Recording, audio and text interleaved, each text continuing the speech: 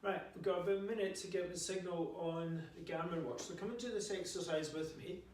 Now, I don't know if you get problems with a tight hip, feeling tight, or maybe the iliotibial band playing up when you run, or feeling it either during the run or after the run.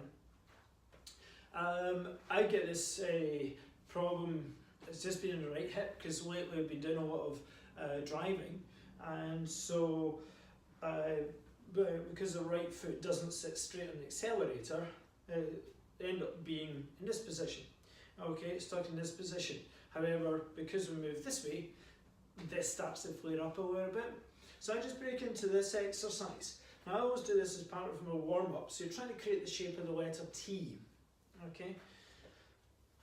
And it's trying to do this, then trying to make the angle more acute. So it's a bit like, think of what giving out directions on a cold day with your hands in the pockets, where you don't want to take your hands out of the pockets and just say somebody asks for directions to, I don't know, the post office, just say it's over there. Okay, so it's do this one. Also do this one, so stepping across the leg and reaching overhead with other hands, because sometimes like the back feels a wee bit stiff as well. So this is good for runners, or even non-runners actually. And I always do this as part of my warm-up, but I also do this, let's say, when I'm in the shower afterwards. I maybe do this one when I'm making a coffee, or brushing my teeth, or standing in the queue for in a coffee shop. People think I'm weird anyway, so it doesn't really matter. So it's just doing this frequently, I find, makes a big difference. And so what this is doing, because I do it regularly, that means then I can go run and it won't cause any problems. Okay, best go now. So, see you in a bit.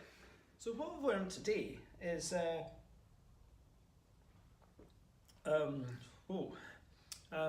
right, maybe I should have had this before I went out. I would have run faster. So what I learned today is that I've just made myself a really strong coffee. But what I've also learned is that if you've got a really stiff hip, or your ITB is, iliotibial band is flaring up, then we need to kind of think about like the movement patterns. It's down to an ineffective movement pattern. So in my case, I've been driving a lot more frequently, so with the right foot, because the right foot sits this way on the accelerator, my hip is moved to an externally rotated position as a result. And what we've been trying to do is do this exercise, so it's driving more internal rotation, so it's driving the opposite movement. Okay, so it's trying to get everything moving a little bit straighter again. Okay, so, and it's the frequency that makes a difference. Because when we, in normal circumstances, we do a stretch or foam roll, but these don't tend to make too much of a difference because they only give you a very short-term relief, but that's only until you go and run again or do something else, then the problem comes back. So what we're trying to do here is, it's the repetitive nature, because if you think of, let's say, okay, so by driving a lot, I created a new habit for the joint to sit this way because of where the foot needed to be on the accelerator. So creating another new habit by getting the hip moving a little bit better, and certainly for the way that I needed to move when I run. Okay, so and it's a continuous effect. So I did the exercise while I was making the coffee. I did the exercise again while I was in the shower after my run, and I'll continue to do it sporadically throughout the day. And that's what makes a difference. Okay, so I did the run there, and I was feeling a wee bit niggly by the end, but not as bad as it was the last time, after the last run. So a couple of days ago. So it's a continuous nature will help improve the quickness of the recovery. So, and if that one doesn't work, then what we need to look at is the other one where we stepped over the foot and reached over. Well, because then the alternative is looking at the load placed on the hip, and so therefore by doing that exercise, then we're releasing the load from the hip, and this is getting a kind of bit of a relief through the back as well, and feeling the abs getting a nice stretch.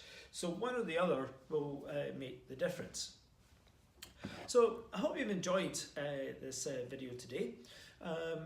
Let me know how you got on with the exercise. If you've got any comments or feedback, questions, etc., just pop them in the box below. Subscribe to the channel so you get more videos like this. And if you need any help with improving your own running, overcoming injuries, etc., improving performance, just give me a shout. So thanks for watching, and tune in, see you next time.